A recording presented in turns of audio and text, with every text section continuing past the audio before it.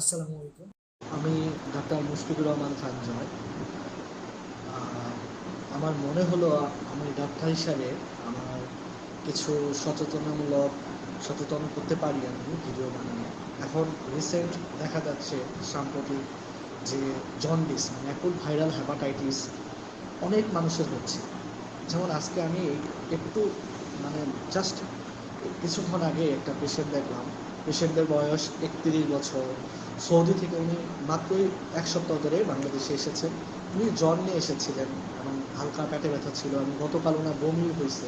উনি আমার কাছে আসলে আমি ওনার চোখে দেখলাম যে আপার স্ক্লেরাম মানে চোখের উপরে দেখলাম যে হলুদ হয়ে আছে। আমি ওনাকে বললাম যে আপনার জন্ডিস হতে পারে। আমি ওনার ইতিহাস নিয়ে দেখলাম উনি হচ্ছে সৌদিতে রেস্টুরেন্টে জব করে।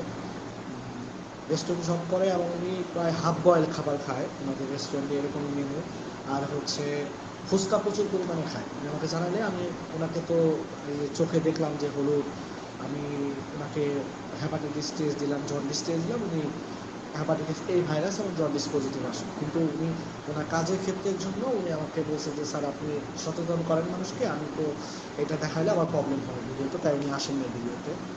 আর সাম্প্রতিক দেখা গেছে একজন সেলিব্রিটি বাংলাদেশের কাইসার হামিদ, উনি হচ্ছে বাংলাদেশের ফুটবলার। কারিনা কাইসার মানে কাইসার হামিদের মেয়ে আর কি, উনি কারিনা কাইসার আর কি।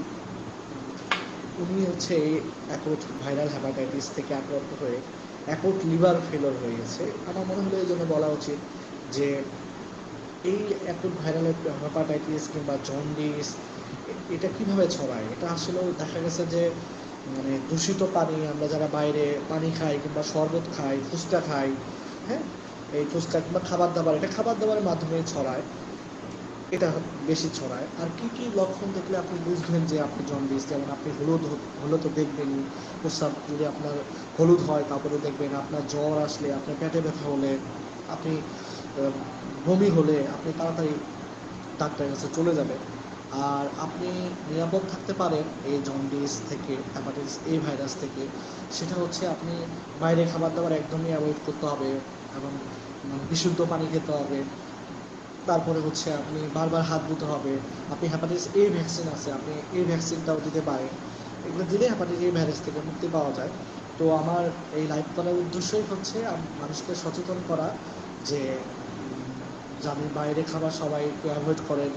দেখা গেছে এখন তো একটু ভাইরাস টাইরাস বিভিন্ন ভাইরাসে আক্রমণ বেশি হচ্ছে।